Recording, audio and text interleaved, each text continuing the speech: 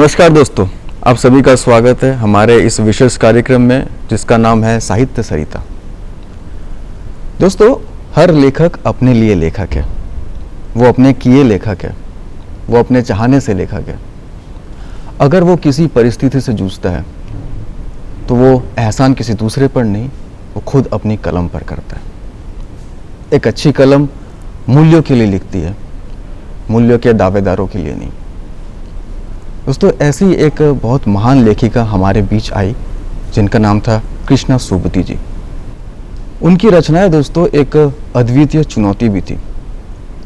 अद्वितीय इसलिए भी क्योंकि उनकी रचनाएं आज के युग में, आज के साहित्य में एक महान घटना बन के रह गई।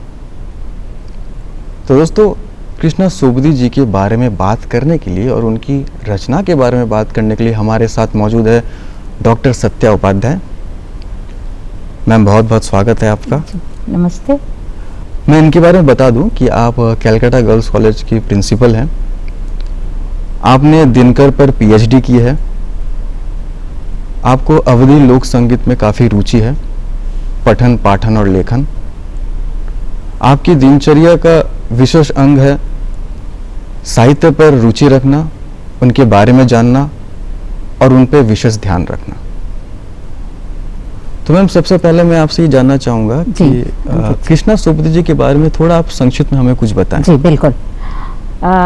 नमस्ते दर्शकों, और आज हम यहाँ पर कृष्णा सोबती जी के बारे में चर्चा करने के लिए उपस्थित हैं। जैसा कि हम सभी जानते हैं, मैं आपको बता दूं कि यह वर्ष कृष्णा सोबती जी का जन्मशती वर्ष है। उनका जन्म 18 जनवरी 1925 को पंजाब में हुआ था, और पंजाब के जिस गुजरात और डेरा जट्टा गांव में उनका जन्म हुआ था, वह विभाजन के पश्चात पाकिस्तान में चला गया और उनका देहावसान या उन्होंने अपनी यह लौकिक लीला 25 जनवरी 2019 में समाप्त की। लेखक को इतना दीर्घायु जीवन सौभाग्य से मिला और अपने प्रकृति के इस सौभाग्य को उन्होंने वदान्यतापूर्वक मुक्त हस्तदान किया। कैसे? अपने साहित्य के माध्यम से अपने समाज को, अपने लोगों को, अपने देश को। अपने इस दीर्घ जीवन में उन्होंने बहुत सी रचनाएं की। जब हम किसी लेखक पर, लेखिका पर बात करते हैं तो हमारी दृष्टि पहले ये होती है कि उसकी पहली रचना क्या है। उनकी पहली रचना के संदर्भ में मैं आपको बताऊं कि बहुत दिनों तक यह बात चलती रही कि उनकी पहली रचना सिक्का बदल गया, जो विभाजन की पृष्ठभूमि पर लिखी गई है, विभाजन की त्रासदी और उसके दर्द को उकेरती है। वह रचना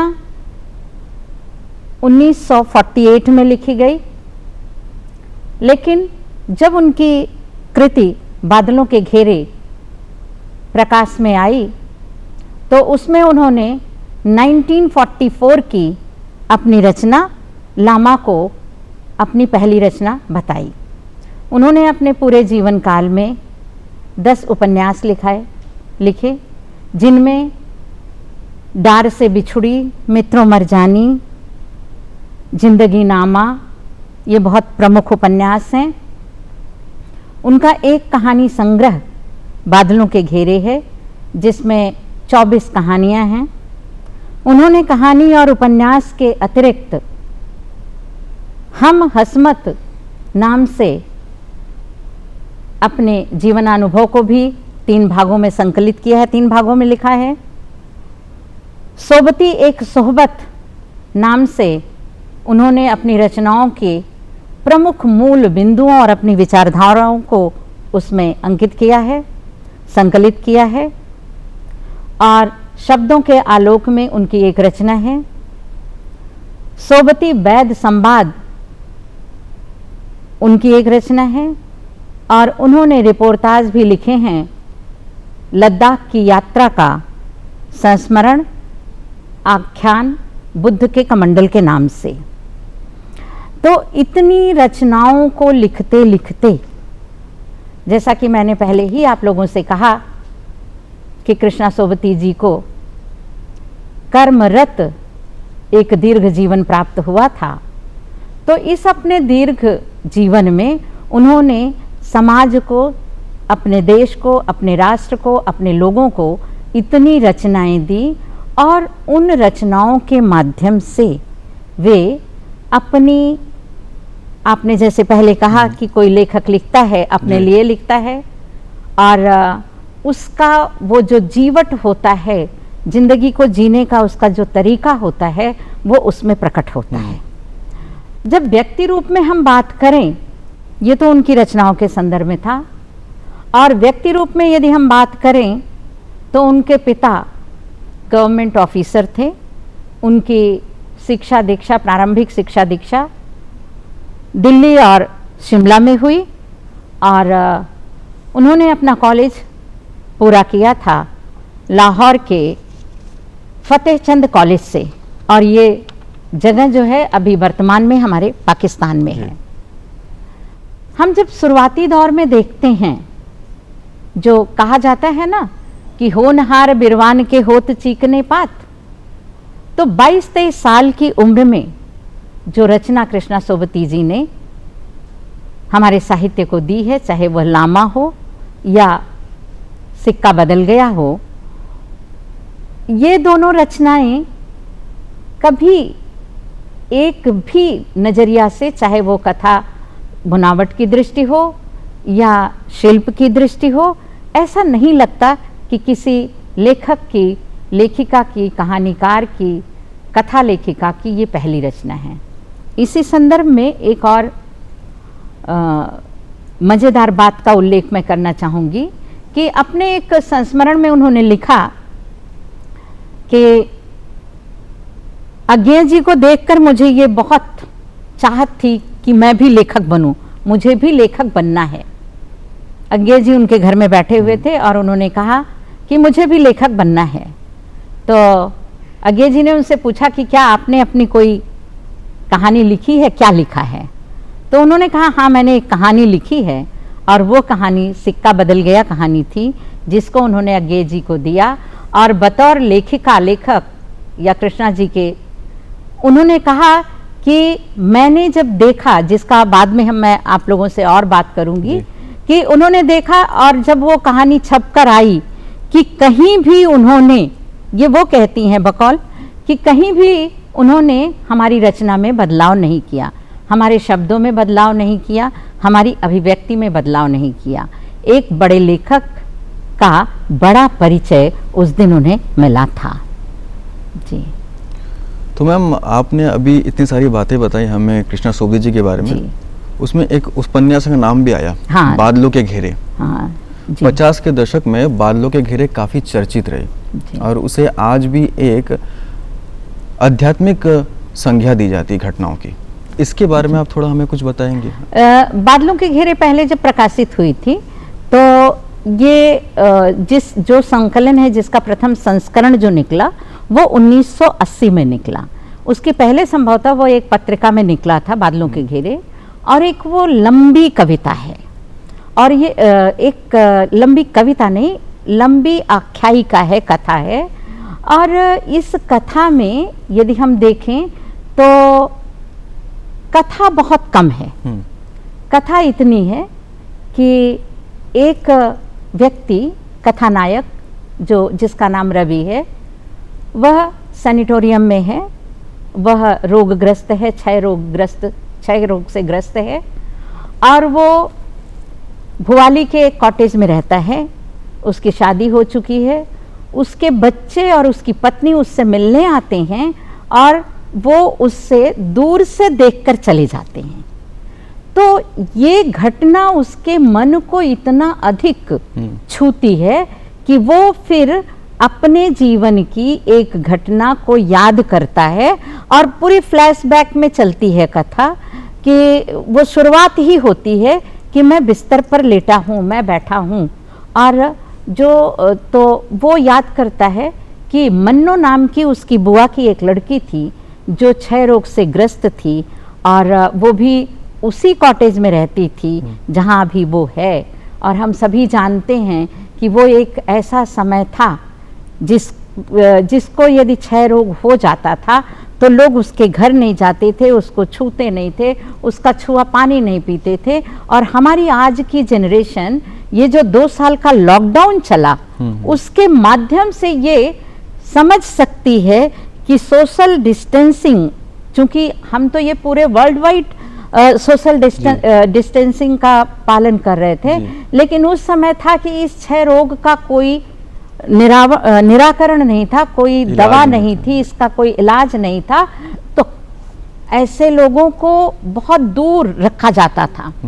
तो जब उसकी पत्नी और बच्चे उससे बिना मिले दूर से देखकर चले जाते हैं बिना स्पर्श किए, तो फ्लैशबैक में कथा चलती है कि कैसे वो अपनी बुआ के घर गया, कैसे उसको मन्नो से मुलाकात हुई, मन्नो को देखकर उसके मन में थोड़ी सी प्रेम की भावना आई, कभी वो उसके साथ घूमने गया, लेकिन घूमने जाने पर भी उसकी बुआ भी उसको हर बात, इस बात को जो उस कहानी में है कि जिसके साथ कोई भविष्य नहीं उस रास्ते पर जाना क्या, जिस रास्ते का कोई भविष्य नहीं, उसकी बुआ उसको टोकती रहती हैं कि देखती हैं, बड़े लोग जो हमारे घर में रहते हैं वो देख लेते हैं, जान लेते हैं कि हमारे हाव भाव से, हमारे चेहरे से, हमारी बातचीत से, हमारे एक्शन से कि दो लोगों के बीच में किस तरह की फीलिंग चल रही है, किस तरह की भावनाएं पनप रही हैं।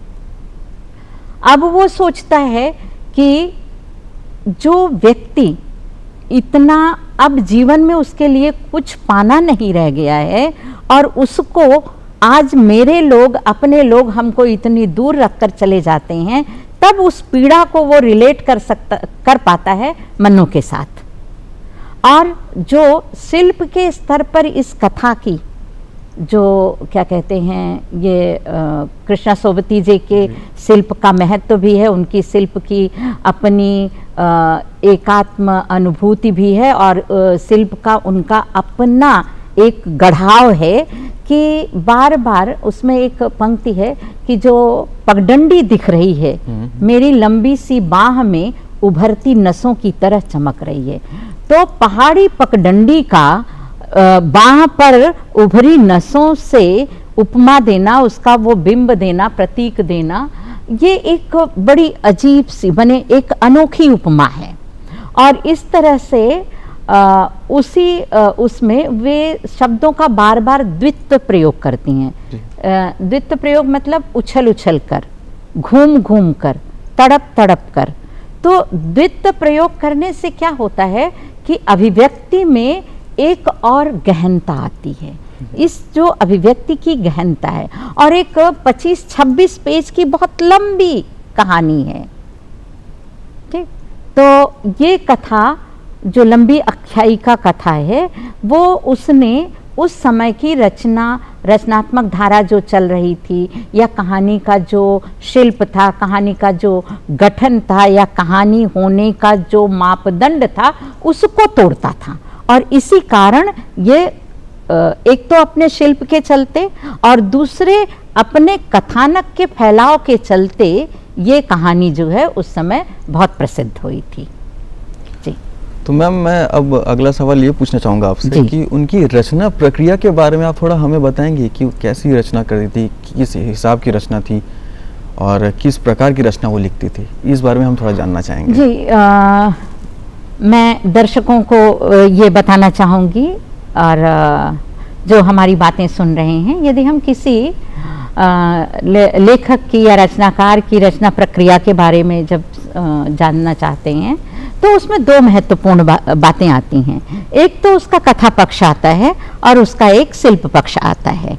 और रचना प्रक्रिया में उनके जो एक सबसे प्रमुख बात है वो ये है, वो कहती हैं कि संवेदना को देखकर, चीजों को देखकर जब तक रचनाकार तटस्थ भाव से दूर नहीं खड़ा होता है तब तक वो उसकी अभिव्यक्ति नहीं कर पाता। और जब मैंने ये पढ़ा था तो और कई लोगों से, तो मुझे ये सचमुच लगा था कि जब तक वो भाव भीतर हमारे गहन चिंतन में पक नहीं जाता है, तब तक उतनी गहनता से, उतनी तीव्रता से और उस सूक्ष्मता से हम उसकी अभिव्यक्ति नहीं कर पाते हैं। आज हमने कोई घटना देखी, आज हमारे साथ कोई दुर्घटना हुई और हम उसको कहानी में ढाल दें, ऐसा नहीं होता। और एक बात है कि जब कहानी या उपन्यास रचा जाता है, ये लेखिका भी स्वयं कहती हैं कि घटनाएं हम अपने आसपास के जीवन से लेते हैं, लेकिन कहानी और उपन्यास रचना प्रक्रिया में, जैसे कवियों ने भी कहा ना कि ये रचना कहीं धरी धराई पड़ी हुई थी, मैं झेल गहन गोते का सुख उसको निकाल कर लाया।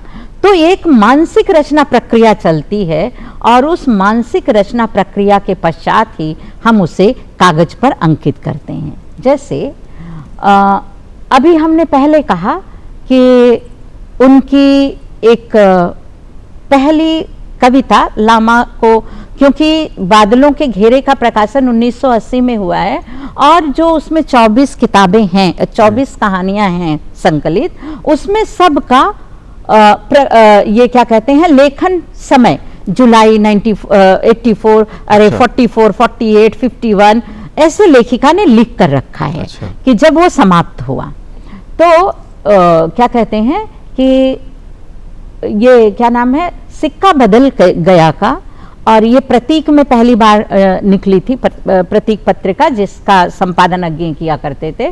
तो उसका जो कथा फलक है विभाजन में, कैसे विभाजन हुआ और कैसे एक दूसरे को एक वर्ग, एक समुदाय, एक संप्रदाय एक जगह से दूसरी जगह विस्थापित हो रहा है, इस मैं समझती हूँ कि इसका जो एक बड़ा फलक है वह आकर के जिंदगी नामा में करीब तो 79 में जब जिंदगी नामा का प्रकाशन हुआ तो उसकी मूल कथा रचना जो है वो सिक्का बदल से शुरुआत हुई थी, और वो कथा भूमि जो है पंजाब की पूरी संस्कृति, उसका लोक जीवन, वहाँ के वो 3 समुदाय जो लेखिका के बचपन के जीवन में थे, वो हिंदू, मुसलमान और सिख जो वहाँ रहते थे, उनकी पूरी संस्कृति, पूरा लोक जीवन, पूरा त्योहार, चाहे वो लोहड़ी का त्योहार हो, चाहे वो होली दिवाली हो, चाहे वो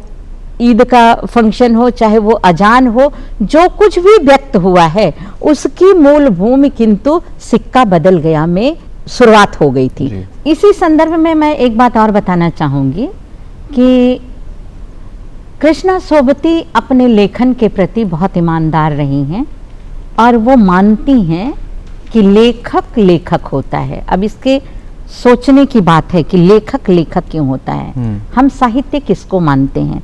साहित्य हम मानते हैं सहितस्य भावः साहित्य, जिसमें सबका हित जुड़ा हुआ हो, और वो बिल्कुल क्लियरली साफ शब्दों में, बड़े बोल्ड शब्दों में कहती हैं, लेखक यदि किसी राजनीतिक दल का पक्षपाती हो या किसी समुदाय का, संप्रदाय का पक्षपाती हो या वह किसी साहित्यिक मान्यता का पक्षपाती हो, तो वह लेखन के साथ न्याय नहीं कर सकता है। और उनकी यह बात मुझे बहुत पसंद आई।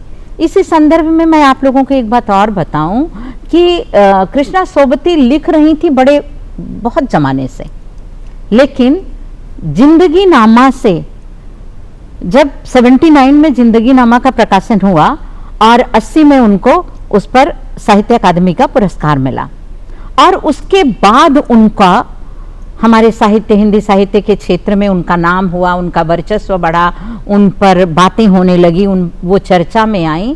तो इसका सिर्फ मैं सोच रही थी तो मुझे सोचते सोचते जो समझ में आया कि उन्होंने अपने जीवन में अपने लेखन को प्रचार में लाने के लिए खेमेबंदी नहीं की।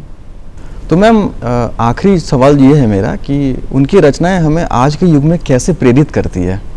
हाँ जी, सही बात है कि कोई रचनाकार दीर्घ जीवी और समय सापेक्ष और वो कालजयी कब कहलाता है? जब उसका रचनात्मक लेखन अपने समय और समाज से परे हमारे निरंतर जीवन को प्रभावित करता रहे। तो यदि हम इस तरह से देखते हैं तो कृष्णा सोबती जी का समस्त रचना संसार, चाहे वो स्त्रियों के जीवन से वो उनका एक बहुत बड़ा पार्ट, बहुत बड़ा भाग जो है स्त्रियों की समस्या से जुड़ा हुआ है। लेकिन ऐसा नहीं है कि वे सिर्फ स्त्रियों के लिखती हैं। उनके यहाँ वृद्ध विमर्श है, उनके यहाँ विकलांग विमर्श है, उनके यहाँ रोग का विमर्श है, उनके यहाँ बहुत दो बहनों के अंदर हमारी जो एक क्या कहते हैं, मित्रों मरजानी की तो बात हुई ही नहीं, बहुत सारी चीज़ें हैं हमारे जीवन के जो खट्टे मीठे अनुभव हैं, लड़ाई झगड़े, प्रेम, ईर्ष्या, द्वेष, ये सब कुछ है। और इस तरह से यदि हम देखें तो वो अपने साहित्य की शुरुआत जहाँ से करती हैं, जिंदगी के क्योंकि ये बहुत बड़ा दार्शनिक सत्य है कि हम मिट्टी से बने लोग हैं, हम मिट्टी में मिल जाएंगे, और इस मिट्टी में मिल जाने पर भी ये जो है कि मिट्टी में मिल जाने के बाद भी अंकुरण होता है। उनके प्रत्येक पात्र इस बात पर दृढ़ विश्वासी हैं कि हम मिट्टी में मिलते हैं लेकिन फिर से उसमें एक नया अंकुरण आएगा। सब कुछ खो करके भी हम सब कुछ नहीं खोते हैं। हमारा समाज, हमारी संस्कृति, हमारा जीवन, जैसे मैंने अभी जिंदा रुख की बात की है, तो ये वृक्ष जब तक जिंदा रहेगा, हमारी संस्कृति, हमारा समाज, हमारा देश, हमारा प्रेम, हमारा सौहार्द, सब कुछ जिंदा रहेगा। बशर्ते आवश्यकता इस बात की है कि हम अपने छोटे छोटे स्वार्थ को छोड़कर एक बृहत्तर समाज और बृहत्तर मानवीय भावना के संदर्भ में बातचीत करें। बहुत बहुत धन्यवाद मैम, आप यहाँ आई और हमें वक्त दिया जी। तो दोस्तों, इसी के साथ हमारा कार्यक्रम साहित्य सरिता यहीं समाप्त होता है। मुझे यानी आपके दोस्त अंकित शर्मा को इजाज़त दीजिए, फिर मिलूंगा, तब तक के लिए नमस्कार।